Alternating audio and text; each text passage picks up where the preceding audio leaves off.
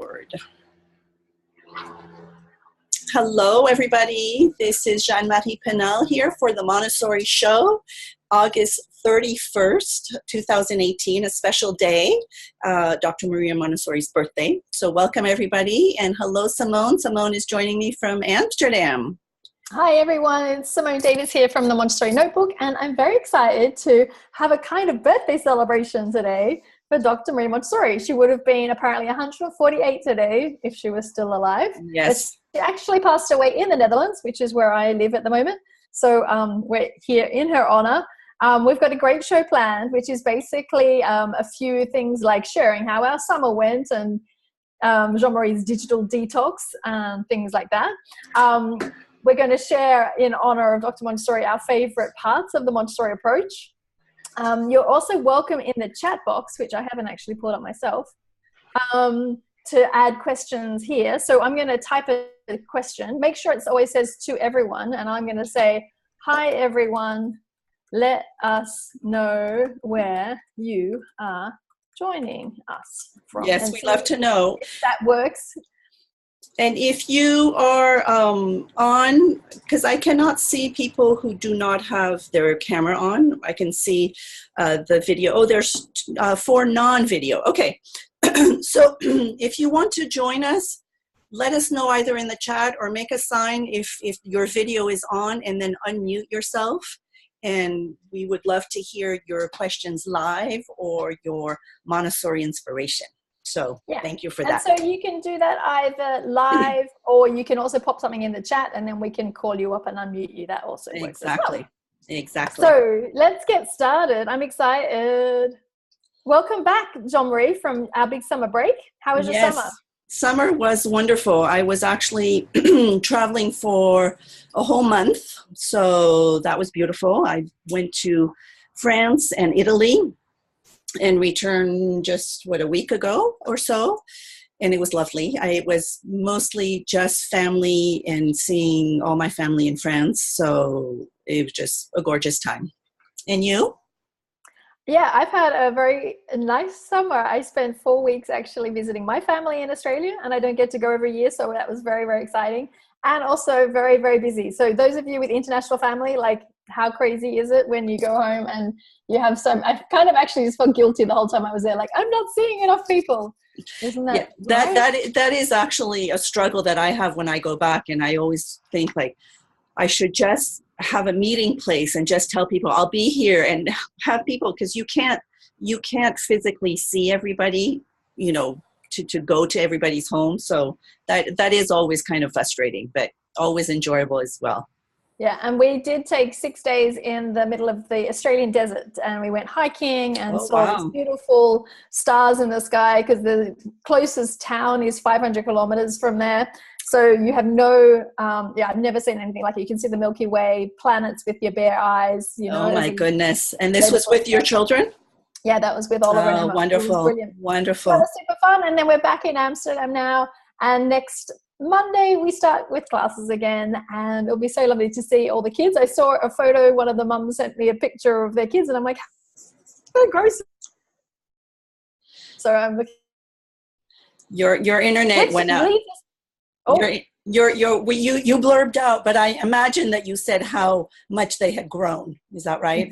Exactly. Yeah. So my internet is unstable. If I freeze, then just carry on. Yes. We can hear you, so.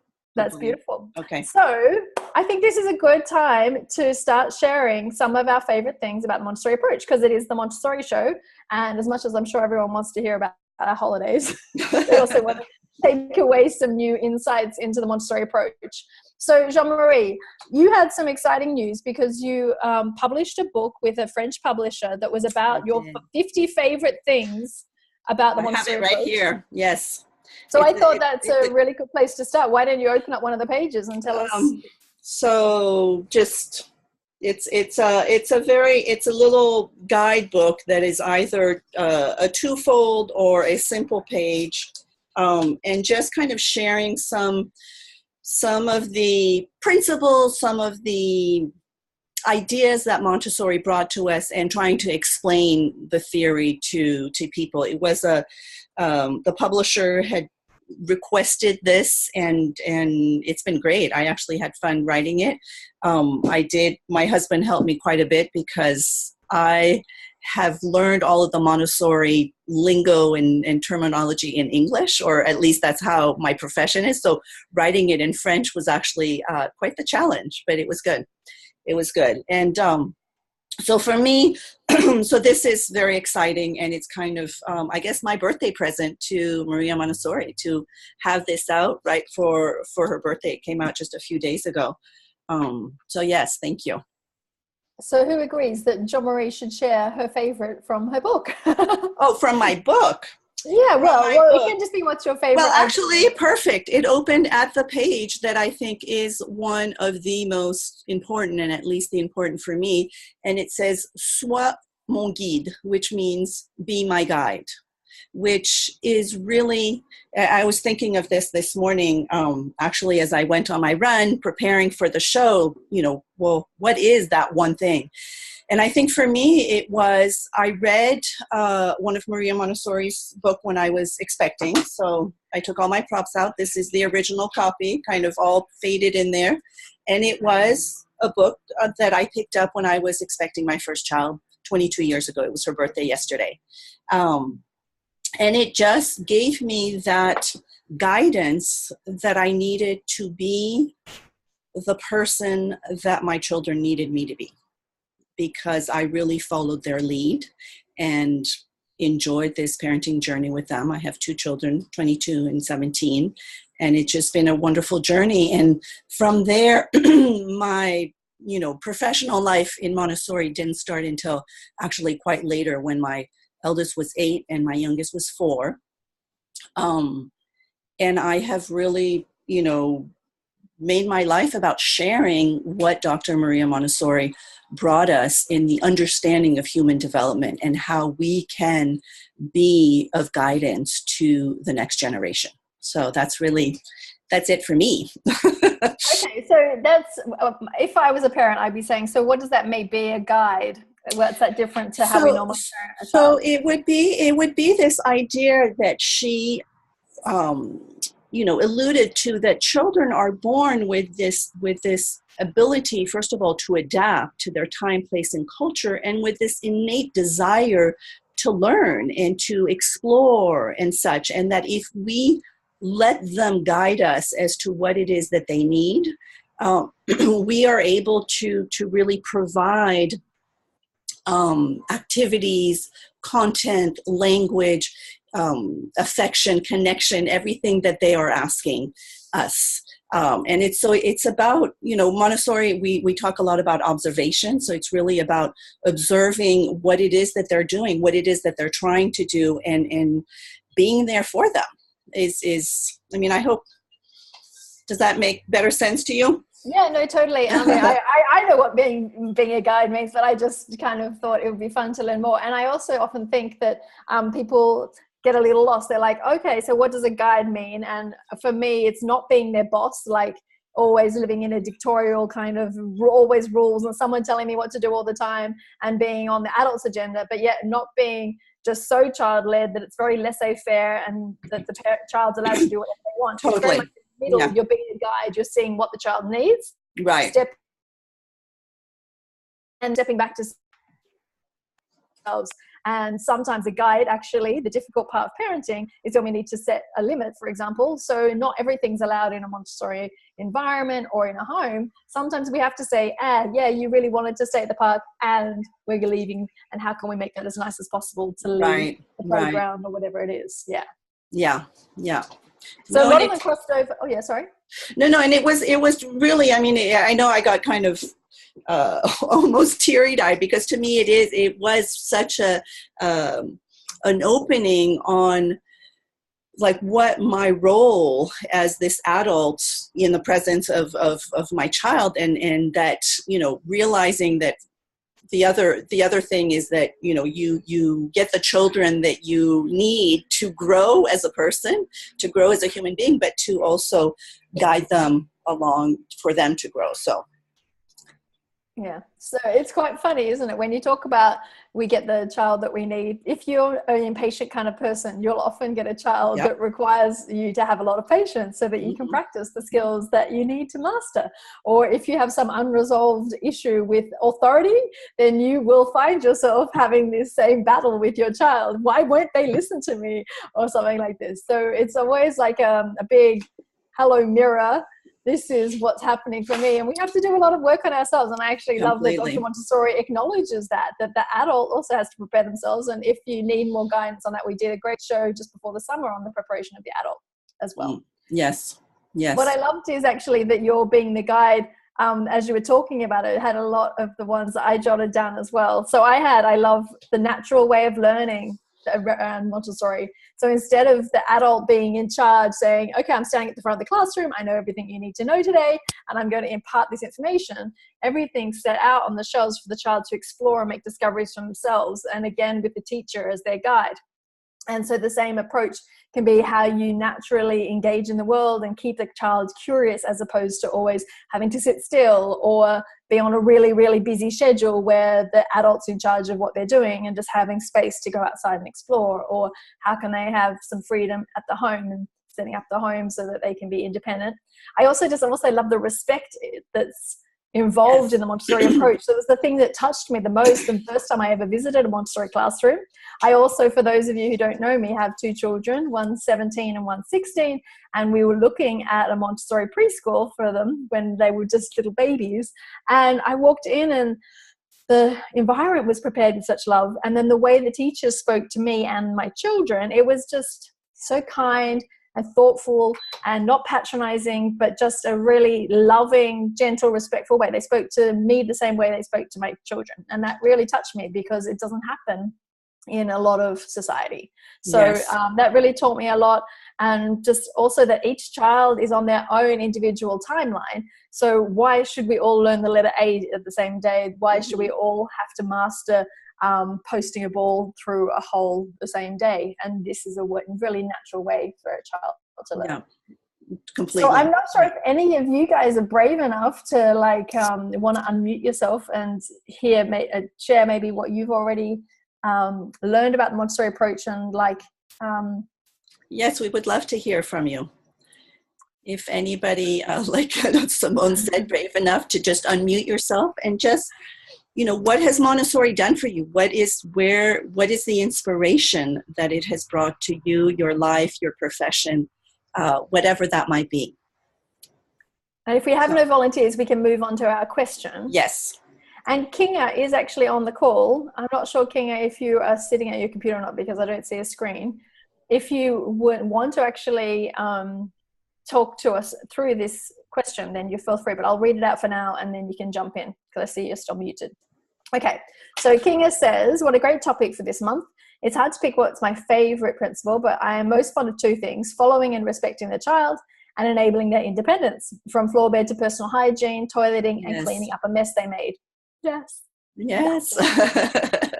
So if you don't do any of those things, they're definitely easy things to implement at home. Oh, hi, Kinga. Yes, awesome. Do you want to ask your question in person, or I can read it out for you? Go ahead. I think I managed to unmute myself. Yes. You did. Right. So, you already read what I thought is best about Montessori. And how long have you been doing Montessori at home? My question was... So we started a little after my child was born. She's now 2. So I think about when she was half a year old, then I started researching Montessori. I found your videos, and I think I watched most of them probably and learned a lot from them. So Good. And where are you calling in from? I'm calling from Germany. Germany. Wonderful. Well, welcome. Yes. Let us know what your question is. That's wonderful. Yes, so we find ourselves a lot going outside and just being in the forest or out on a playground. So actually from the time, so my child goes to a daycare during the day while we are working, and then when we come home, we don't spend time inside a lot.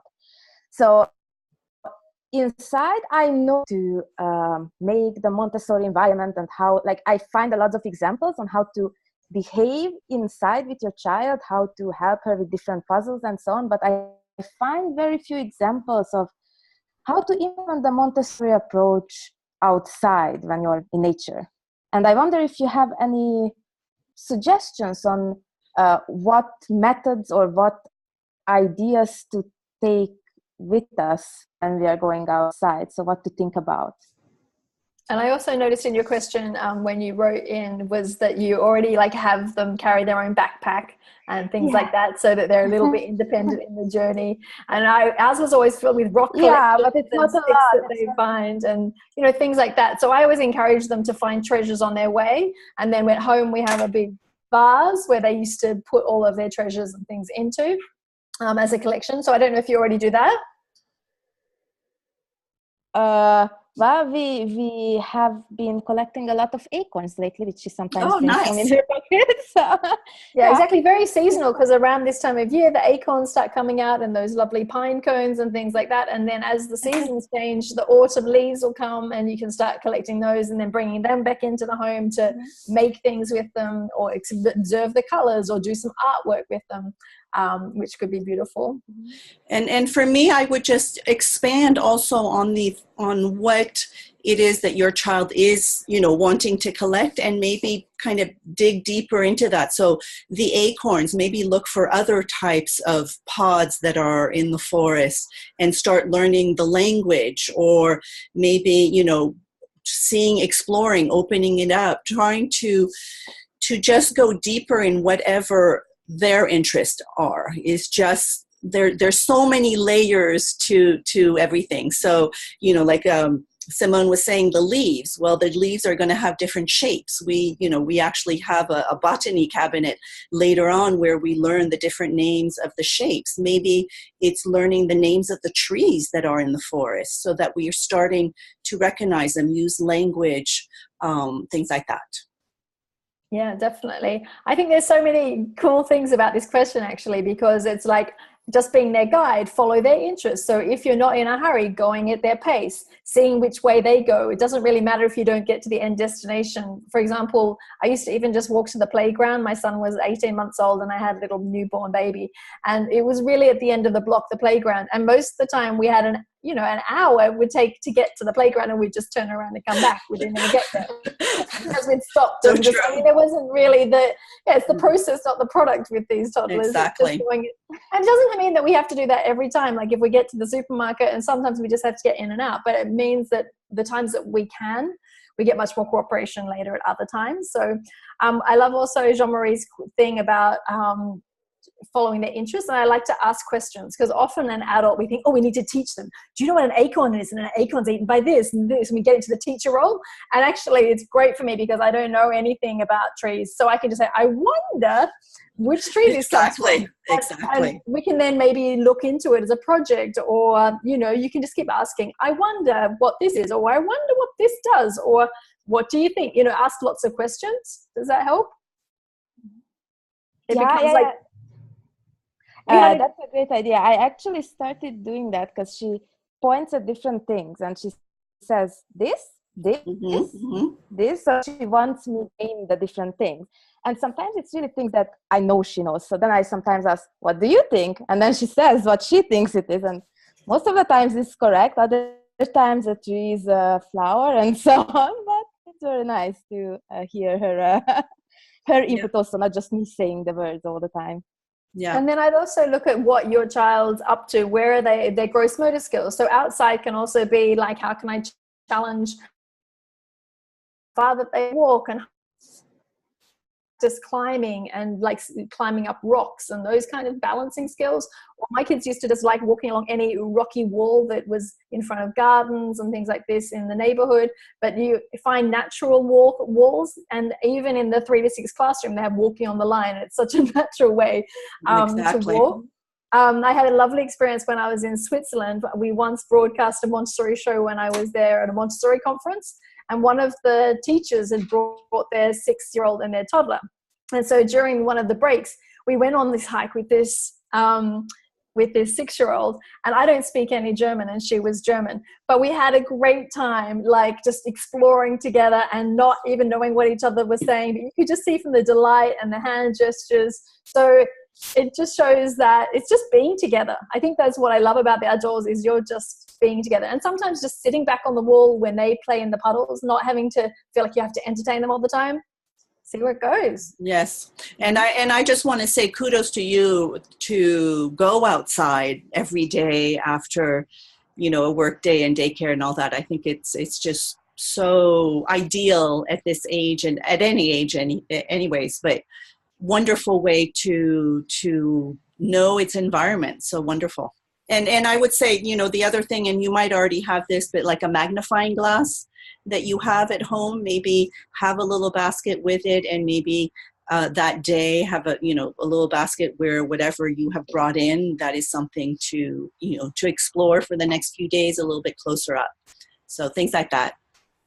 Yeah, binoculars, a fishing net, like to explore tadpoles, a butterfly net. Those little bug boxes too, where we can also observe the insects that are in the forest. So yes, lots of wonderful things. Makes me want to be in the forest with you, actually. Thank you very much for the great idea. You're welcome. Feel free to drop into the chat box or take yourself off mute and these kind of things.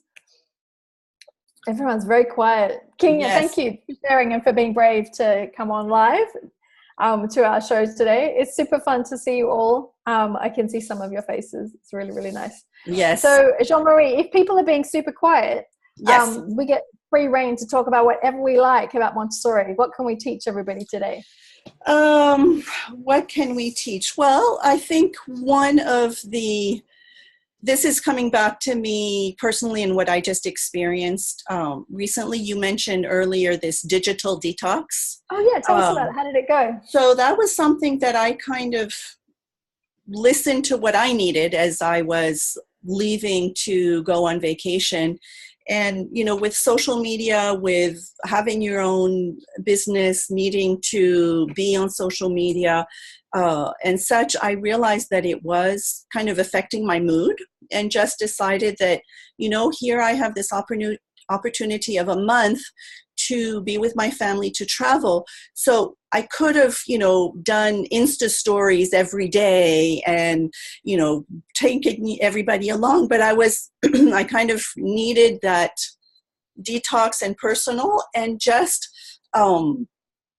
it just made me observe a lot more. So going back to that, Montessori principle, is I ended up, instead of being on my phone, because I took everything off my phone, no email, no social media, nothing, just the WhatsApp to communicate with my family, and that was it. And it was actually really delightful because I spent a lot of time reading and a lot of time observing, and I was with my family we were 27 people around the dinner table every night for 2 weeks. So that was a lot, from 85 to 5-year-olds, to 3.5-year-olds. So it was just this wide range of just being in the present moment and observing. And I just can't tell you enough how much I encourage everybody to do that. Maybe not for 30 days, but for just 2 days, for 24 hours, to just kind of put all of the external, notification and stimulations that we get and take a pause. I know you do that every once in a while, Simone, but it's just, I can't encourage enough people to do that. Yeah, it's definitely true. I have still got a whole lot of photos that I will send out on social media in due time, but I also just really felt like I wanted to disconnect. It was also really fun because I guess we've got older children, so we can share what it's like to have a Montessori teenager, someone that's grown. Well, at least mine, like at home, we just live Montessori the way that we hang out together. But when we were out in the desert, we actually did a lot of walking meditation. So we just say, let's just be quiet for a while. And we walked and we walked. We did about 4-hour hikes a day, which was beautiful. And when the hikes say, here is the arrow, and it's just straight up, basically a rock, you just have to scramble up. It was so much fun. And yeah, it was very satisfying. And yeah, you don't want to get back to the hotel and post all the pictures. You just want to lie and enjoy the Exactly. And just this, I realized that I was like putting this pressure on myself that you have to constantly be telling people what you're up to, and you actually don't, and that's okay. Just follow the lead. Yeah. So everything waited for you. No, there was no crises then. Wait. There was no crises then while you were off social media. No. Everything went on. Life went on okay? I think so. I don't know. No, that's really sweet. Yeah. So I think Dr. Montessori is a really inspiring person, and maybe we can talk to you a little bit about her, because that's actually something we get so into the practical side of things. You might think, oh, how did she even come up with her ideas, and who is she and where she come from, and any of those kind of things. I'm not a great historian, but my basic understanding, and Jean-Marie, please just fill in any details that you find. Of course. But basically, Dr. Montessori was trained as a medical doctor, one of the first, if not the first, in Italy. This is the end of the 1800s. And so she started getting very interested then in some of the children. They often called them defective children, which isn't so politically correct these days, but children who had psychological issues and things like that. And the way she talked with them, she also cared for them. She wanted to make sure that they had clothing and care. And so she had a lot of friends who were educators and started getting interested in education. And so the progress of like this 10-year span moves her from medicine into education. And in 1907, she opened the first Casa. Yes. The first Casa de Bambini, which means House of Children, and that was for 3 to 6-year-olds. And she was invited to set up basically a daycare somewhere where children could go in a slum area of Rome, so that the parents could go out to work. And so she basically wasn't an educator. So she didn't come in with any preconceived idea like, oh, I need a science program, so I'm going to put this on the children. Or I really think that it's important that children learn maths as fast as they can. And basically, she just had these children clean slates to see what are they interested in doing, how do they learn. And because of her, observation skills as a doctor, she would try things out and keep what worked and take the rest away. And she would just observe what was working. Oh, these materials are really wanting to help me clean the classroom. I'm going to provide small brooms and mops and things for them to get involved in their cleaning. And then she had beautiful, oh yes? And just to that point, I know there's a passage where she describes having put what she thought would be toys, things that they, wanted to just have fun with and play. And they ended up not really being interested in those things that at the time should be for children. So it really, what Simone is saying is about the observation. It's really back to that point of letting the child be the lead. And she really humbly said, I did not invent a method. I let the children live. And so it's just, to me, that's just so beautiful. What was super fascinating as well is she was working with some of the materials that her educator friends had. So these cylinder blocks and these kind of materials, but they were all in a cupboard. And I remember this great story we heard about in our training where there was an inspector coming to visit the classroom, and at that time Dr. Montessori wasn't available, so the children were opened up the classroom and presented the materials to the inspectors, and they were very satisfied when they left. And so she thought, well, if they can do that when I'm not here, why am I packing away the materials and always getting them out for them? I'm lay them out on shelves. So things like child-sized furniture, having materials available on the shelves for them to select freely and choose, take responsibility for it. Well, these were all ideas that she came up with, and many ideas now, like child-sized furniture, seems very normal in a preschool, but actually she was the first to really observe, oh, they can't actually sit on these size chairs. I'm going to make something that works for them. Right. So there's some really beautiful things, and it just started spreading so quickly. I think I've been running my classes for 10 years, and I've got the classroom, and she was opening up schools within a couple of years because people realized, well, if these children in slum area normal very interesting, and a lot of people came to visit, and she ran glass classrooms where people could observe children in like a mock-up setting, so that you could come and observe the children at work. And they've done one at some of the Montessori congresses that have been run over the last 4 years. So it's well, really, you actually filmed it, what is it, 2 years ago when we were in Prague? You did a little video of it, which was lovely to see, these environments that were set up for the public to see the children. And back in 1906, when she started this first Casa de Bambini, we basically, the press, the international, kind of said there was a new child was born. And it wasn't really, a new child. It was just finally somebody was paying attention to what the children were needing and wanting and everything. And that's where it all started. So wonderful.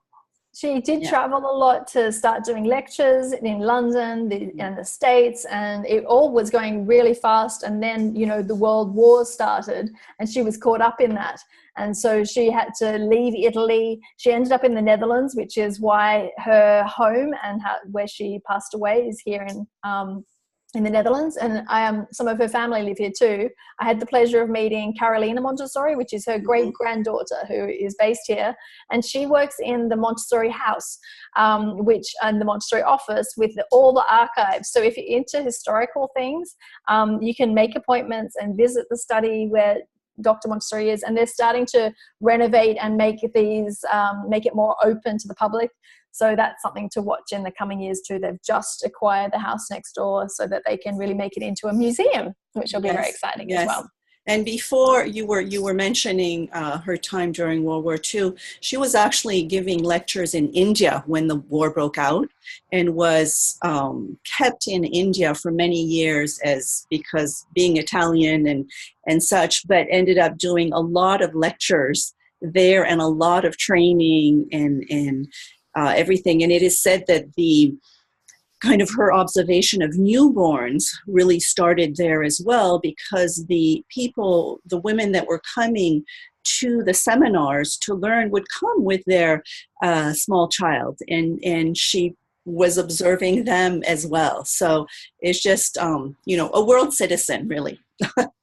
And also like a very powerful and strong woman. She refused to marry the father of her son. And so, she basically wasn't allowed then to raise him. He was living with someone else. Is that right? He was living out in the countryside. She would visit him quite frequently. And they're very close in there. When he was 14, he ended up coming and living with her, and then became an immense collaborator in the development of some of the Montessori didactic material. Some of the math material and everything is due in part to their collaboration, Mario Montessori and Maria Montessori. Yeah. So anyway, any questions from our little history lesson? It's something we've not done before. And you were saying a powerful woman. She was also nominated three times for the Nobel Peace Prize, because of all the immense work that she was doing for peace through education, and peace will come through our children. So, yeah. I think it's quite fascinating because there is a big push at the moment and more interest in Montessori. So you guys have heard about it from somewhere, and maybe that's fun to drop in the chat box how you even heard about Montessori. But in the holiday period, I've had some visitors to my classroom. I had two groups before the holidays from Japan and one from Switzerland. And it was fascinating to hear these groups of people all from different backgrounds wanting to find out more about the Montessori approach. So one of the groups from Japan actually were early childhood educators but had very little exposure to Montessori at all. And so they were fascinated and really found it all quite new. And then the next group were actually the owners, very experienced owners of nursing homes, and they were looking to apply Montessori principles with their elderly patients. Wonderful. Basically giving them more independence and quality of life. And there's actually a large movement and a training that you can do for aged care and dementia patients with the Montessori approach, which is really fascinating to see how it goes. And then the last one basically is almost like Montessori in business. So I had Nestle come and visit on. Oh my goodness! Wow. Like things. They're We can't hear all you. this information. Like, Can you repeat that? We missed you at Nestle. Yeah, sure. So they were really blown away by these principles. Oh, this is how we could mentor some of our young staff members, and we're looking at motivation and how we motivate people. And if a child can do this for themselves, we need to apply some of these principles. We had a fascinating conversation. So don't even just limit it to your child, but your relationships, your work. It's Everything. Really interesting to see how it's going. Yes, everything. It's a way of life. It's not just an educational method. It's really a way of life, an understanding of human development and how we can nurture it, respect it, and be a guidance. Cool. Yeah. So does anyone have any questions? Otherwise, we can then talk about like applying Montessori at home and what that might look like. Anybody? Oh, you're a quiet lot today. I know. Oh, Jenny, you're unmuted. Would you like to talk? I don't know if she knows. Okay. She just came on. Okay. I don't think she can hear us, or she doesn't have a mic next to her thing. So I don't know. So well, we're all good. So we'll keep going then. And basically, it's probably a nice introduction to get us back after the summer where maybe some of our things have slipped and everyone's like all fresh and ready to go. What are some of the things that they can implement at home with the Montessori approach? Would you like to start, Jean-Marie? So it's really going to depend on the age of your child, and depending on where you are, in your schedule, because right now we're hearing a lot of, back to school and things like that. So if you do have a child that's going to go back to a routine, it's talking about the routine. It's helping them have part of that routine where they can be more independent. So maybe if you have a child who needs to pack a lunch, for example. Here in the States, we pack lunches to go to school. Have them, have that as an activity, as something that they can participate in and start doing for themselves. I love it because I have a friend, a common friend, Pilar, who was sharing the other day about her boy who's a little older, I think 5. My apologies, there's a motorcycle that just rolled in, but 5, and he was complaining about the lunches that she had packed. And she's like, oh, well, then I'm going to show you how you can pack your own lunch and decide what goes in. So she has, limited what can go in. So again, it's freedom within limits. He can put whatever, it is, following certain specifics, not filling up the lunchbox with candy, for example. And then he feels independent, so proud to be able to unpack and know that he has chosen that, and most often will actually eat what has been packed. So it's about, it's always this notion of going back of what does my child need to learn to do for themselves so that they can feel capable and feel independent. And I mean, simplifying it to a toddler age as well. If you have a 2-year-old, they're not going to have a choice over what their lunches are, but it might be, would you like to wear the blue shirt or the red shirt? So very simple choices. We're not giving them choices about, which color car we're going to buy or big decisions, but age-appropriate decisions. And so a child can be given some limits and make their own sandwich once they're at school age. And younger children could have some snacks that you fill up every day in the kitchen so that they know these are the snacks that I'm allowed. And once they're gone, then that's it for the day. Because I had one mum saying, my child wants to just keep getting the cheese out of the fridge and it's driving me crazy. And I think that's great that she did set it up so that the child could go and get the cheese for themselves. But all you have to do is maybe modify the environment a little bit so that it can do some of your work. So what we came up with was that she would have a little box that the child could open with a few cubes of cheese, enough that she was happy for them to have during the day. And if the child opened up the fridge and the box was empty and asked for more cheese, she'd say, oh, the box is empty, we'll fill it up again tomorrow. And it's amazing how quickly they get used to this idea. It's not that, oh, my child wants cheese, they want more cheese, they want more cheese. Just like you've also got your limits, but Exactly. it's very clear for the child, and it really helps to take away some of those battles that come up in every day. So I think, and this is true, and I like this point, because this is true for anything that you set up for the child at home, whether it's the amount of water that you're going to make available to water the plants, for example, or like here, food or paper to be able to cut, things like that, where you are, again, always giving them the freedom to choose and do, but there are limits. And when there's no more, oh, well, there's no more, and we can go do something else, which I think is very important for them to learn very early on.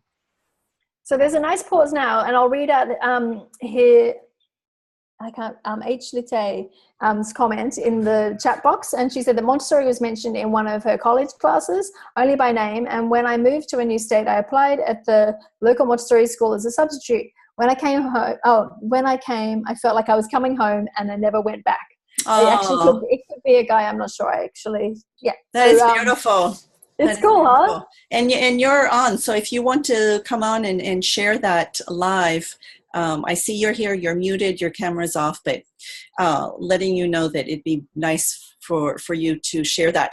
And you know what, it's kind of the same thing for me, but it wasn't going to a Montessori school, because actually that is one of my Montessori regrets, is that I didn't really find out in depth about Montessori until my children were older.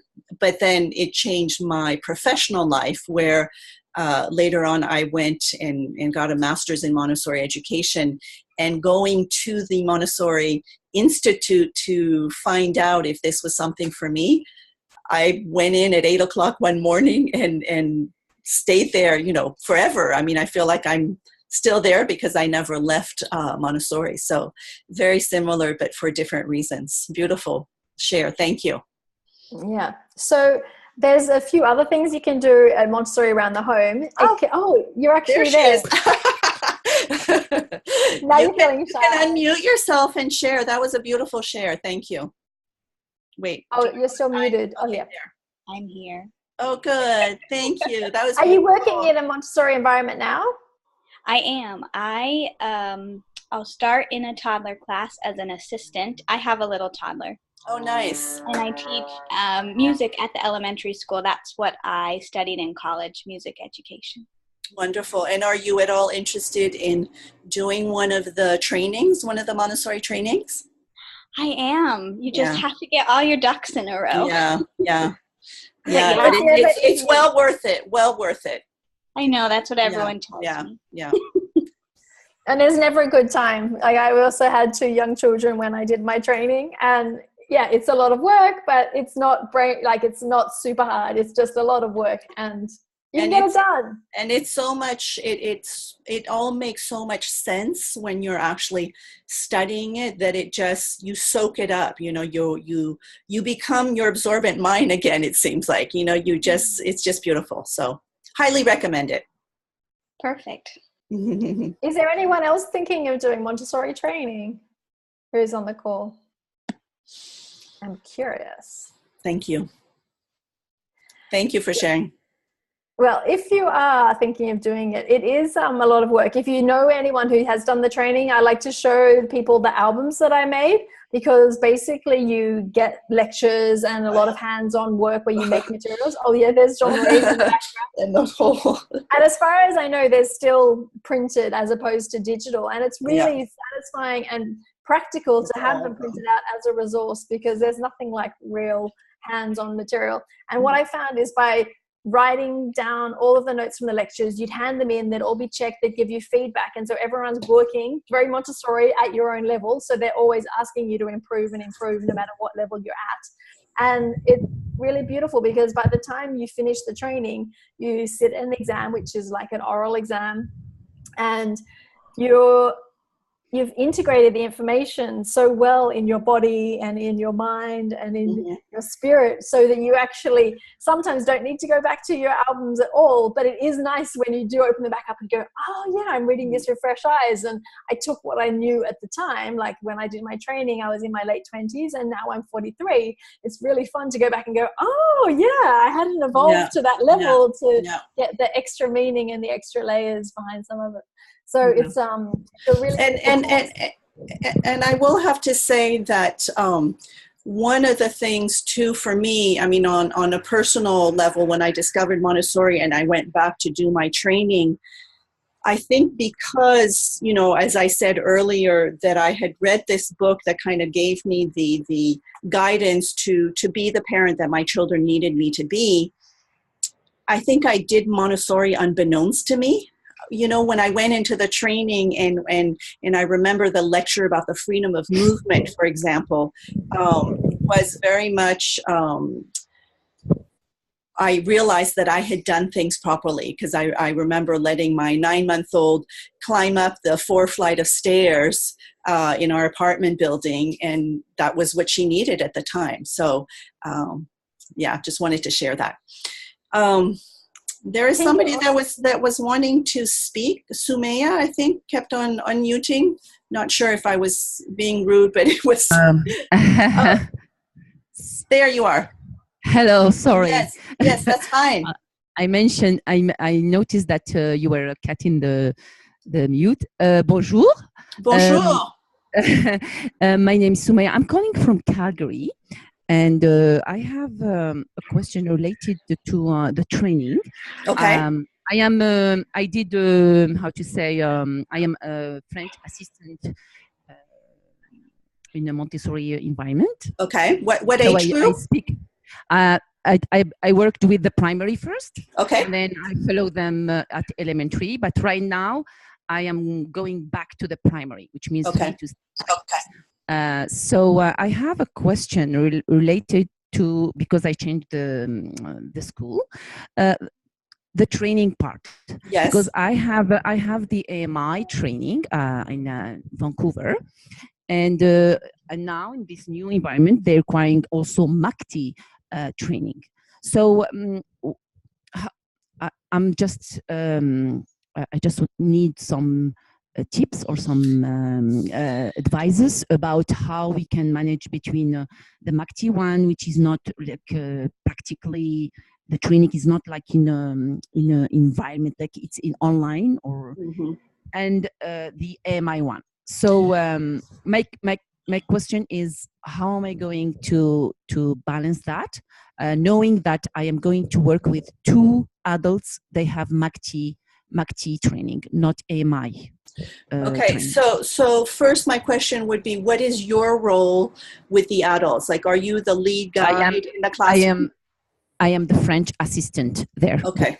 Yeah, which means so you know, unfortunately, and we've talked about this before, Montessori was never copyrighted, so there are many different types of trainings out there, and as you're seeing, and so for me, what's important is that you be true to your training. I mean, the AMI training is, you know, the association that Montessori herself had created and all this. So for me, it's kind of the pure and the authentic principles. So having conversations, you know, if you're seeing things that are out of sort and are really not what you were, you know, what you feel is essential and authentic, I think it's conversations to be had, you know, because and to really talk about, you know, observing the children and such. It's you know, they need to learn too. Not everybody has access to, you know, an AMI training, for example. So they're wanting to learn it, and to me, I feel if the passion and the respect of the child is there, then anything is possible. But it's going to be you know, kind of voicing in a gentle, guiding way of could we, you know, think about it a different way. Right. The question is about the child.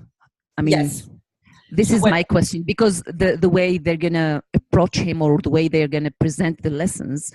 Oh, for will be a your little bit child. different. Yes, For your child. Well, I mean, no, for how, for the children. yeah. How, yeah, with the children. I mean, in that environment, the lessons. So for example, are the lessons very different? Are they In a different way? Yeah, I noticed they are different. I mean, comparing to the AMI one. So I'm just how to say. I'm just worried on that point. I don't know how. Yeah, I don't know. Simone, do you have any advice there on? So I missed a little bit because my internet keeps coming in and out. Okay, So Maya, you think you're actually AMI trained, or you're thinking of doing the MACD training? No, I had my AMI assistant AMI training in Vancouver. She has her AMI training, but the people that she's working with don't. So yeah, and so yeah, it's good. So I just wanted to. You're cutting out. I would discuss it. Sorry, you're cutting out. Yeah. Okay. I think I'm good. It says stable. Okay. Apparently I'm stable. That's good. Yeah. So I think that it's something to discuss between the adults, because it would be nice for the child to have consistency, particularly like if you're translating but changing the presentation, it may be confusing. So the consistency, I think, would be nice. And then maybe looking at, okay, why is this different? Are there benefits? Does it matter? Because sometimes I think that AMI, we're real sticklers for things being exactly right.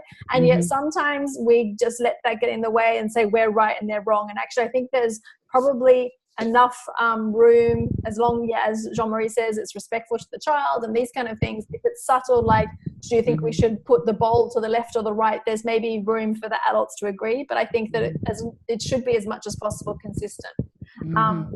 I know that the MACD training is online, and so I've seen what's great about the AMI training is it's face-to-face. You can ask questions. It's really easy to digest the information. And some people I know have done online trainings and they're good at online training so that they absorb a lot. But I've also had the experience that some people didn't really even understand what a sensitive period was, because it's just words on a page, and without someone explaining what that difference is, it's harder to translate. So I think I would also invite you to maybe, if you see that there is lacks, maybe have, like I say, these discussions, and maybe, once a week just talk about Montessori and kind of how you can really be consistent for the children. And yeah. Yeah, I will tell you, Jean-Marie and Simone, I did invite them for the the show now. Oh, today. Good. Unfortunately, they have a meeting at noon, like a lunch meeting, and I just asked them. I'm not missing that. I'm sorry. So it's maybe, I mean, next show they will be part. Well, also we send a replay to Maya, so you can send this through, and good way to start these conversations. Yes. Yeah, all of the shows are always available for replay on the YouTube channel called The Montessori Show, and there's all the different ones are there. Perfect. So, yeah. Thank and you. I'm also in charge of sending the link once it's ready, so definitely you'll get that immediately, which is great. Yeah. Thank you. Merci beaucoup. De rien, de rien. Au revoir. So Kinga has a beautiful story to share in the chat box too. She says she wanted to share her recent joy over her daughter's very independent choice. They'll be celebrating her second birthday at daycare in 2 weeks, and we can give a present to the class. I asked the teachers if they wish for anything, and they suggested to ask my daughter on what she wants to gift at Montessori daycare. I never thought she would understand such a complex idea, but I asked and started suggesting maybe a book, maybe a puzzle, thinking that she's too young to come up with something on her own. And she very firmly said Lego. And it was a really lovely experience for her to see that her child. Beautiful. Yes. Oh, that's lovely. And I'm sure they will enjoy that. So that's beautiful. Yeah. Very nice. Very cool. Okay, so we started digressing into Montessori training, but it's definitely super interesting. It's all part of it. Yeah, and a lot of people, once you have your child in a Montessori school, are like, oh, I need to work in this myself. I don't need to work in corporate. No. Yeah, people laugh actually when they find out that I used to be a tax consultant. Yeah. And I was a graphic designer for 20 years in advertising. So, yeah. Yeah. So it's much more fulfilling to help children and the parents, and it's just lovely work. It just always evolves, and it's great to work with all these families and parents and teachers around the world. It's great to connect with you all. So other things about Montessori in the home. So there's obviously preparing the environment so the child can be as successful as possible that we talked about. There's Montessori and looking at what our child needs. So that conversation that we had with Kinga at the top of the call was really about following your child and being their guide, and what kind of questions can you ask, and how much do you need to step in, and sometimes you can just sit back and observe them. And then that last piece is like the parenting side of things, which we've also done a few Montessori shows on, is how do we get cooperation from our child. And I love Alfie Kohn's idea of working with our children rather than doing something to them. So one of the things that really appealed about the Montessori approach to me when I first started was didn't really feel right to threaten my child or bribe them, to get their cooperation, or just nag and nag and nag because they weren't doing it. And so I found like the how to so kids will talk approach. Just waiting while my internet. Okay. So I really like that book because I think it really complements the Montessori approach. It gives you a lot of ways. Like there's a whole chapter on getting cooperation and how you can give praise in a respectful way with encouraging, as opposed to always being extrinsic motivation to the child. And in fact, I'm not even sure if we talked about praise in one of our Montessori shows. I think we might have when we did positive discipline, but that's something I think we can definitely maybe plan for the September. Okay, well, praise of itself won't be a whole show. No, but like the reward and punishment idea, I mean, that whole concept, I know people have a hard time understanding the pros and cons, and how we can step away from what has been more common, and maybe how we were raised with rewards and punishment, and how we can move away from that. And the whole good job too, the overstating good job constantly. So maybe if that's something you'd be interested in talking about. What do you guys think? What do you guys think? Do you like that idea? Thumbs up? Thumbs up. Put a yes in the chat, a Y or something. But we'll talk about it. We'll figure it out. I think that sounds really nice. But that book is definitely really nice. I'm actually on my book stand at the moment. They've got a new one that came out last year called How to Talk So Little Kids Will Listen. Have you read it? Nice. No. I didn't see And it's actually written by the children of Faber and Maslich. Oh, wow. Nice. As a couple. So it's quite fun to listen to it. It's because people who have read the How to Talk So Kids Will Listen and Listen So Kids Will Talk, I'll put the link in the show notes, to always say, well, it sounds like a really good idea, but it's really for older kids when they're able to, solve problems and all these kind of things. So to actually have the book written with the examples of the younger children, that's really helpful, because when I ran workshops in my classes, I still keep running them because it's always in demand. Then they're the questions is like, oh yeah, I get it. Is it too early to start? It's like, no, it's definitely never too early to start. And the reason why, if you had a baby, for example, it's actually us learning the new language. And so we're getting practice, and then by the time they're 2 and they're talking to us, we're able to already respond in this more natural way. Because for a while, I literally photocopied some of the summaries from the book and had them in my kitchen cupboard, and was saying, okay, this is what I would normally say, and this is what I'm going to say instead. So I was kind of like just practicing until it just became much more natural, and now I don't even think about it. It's just like, are you disappointed that happened? And you have a very good share also in your book, The Montessori Toddler, about instead of this, say that, which sounds the same too. Yeah. Well, maybe we could give that as a little bonus to the people who are on the call tonight. What do you think? I'll send you the PDF of that. Perfect. That's a lovely one. Yes. Yes. So just to wrap up, because I know we're coming up on the hour. This has been fun celebrating Maria Montessori's birthday with all of you, and thank you for being here. And thanks for those who shared and had questions. And like Simone said, she will be sending out the replay, and otherwise all of the replays are on the Montessori Show YouTube channel. And a But quick note, because it's a birthday celebration, Dr. Montessori would have to walk 148 times around the globe in the classroom. That's what they do to celebrate a Montessori Yeah, birthday. that's right. There's a sun, and then you walk the number of times that you've revolved around the sun. It's a really nice perspective. Like, oh yeah. And I'm sure there will be a lot of beautiful celebrations around the world in Montessori schools today that will probably be seeing, because it's true. I know in my classroom we would always make a note to celebrate it with the children. So wonderful. So you're welcome to have a piece of cake to celebrate, or you might just want to think of a peaceful thought that Dr. Montessori would, approve of your favorite thing, and just think of her in your loving ways today, as I'm sure you all will. And thank you so much for joining us all. Yes. And we'll see you next month. Yes? I just wanted to know if you had anything going on that you wanted to share with our viewers today. Any courses coming up? You're starting your class Monday, so you'll probably be with that. So yes. I'm just having fun setting up my real life in-person classes, which start again on Monday.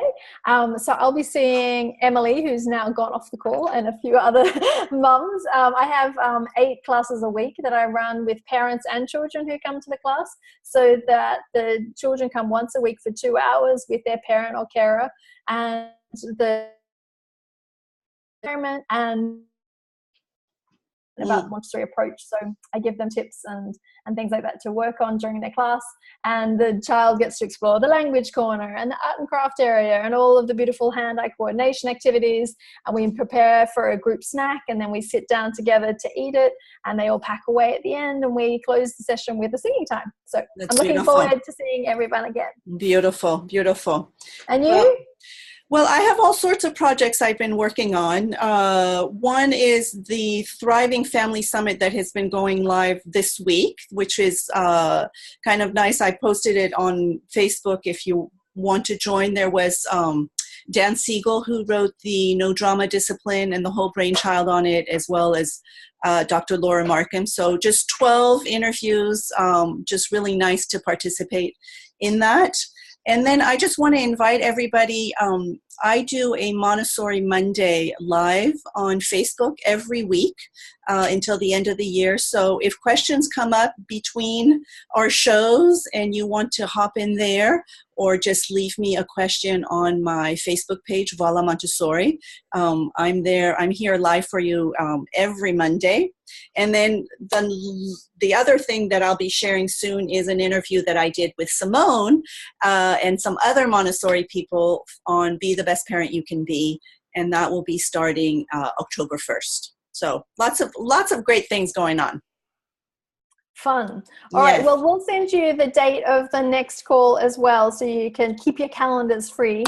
And we'll see you guys soon. Have a great evening, day, everyone. Goodbye. Bye-bye.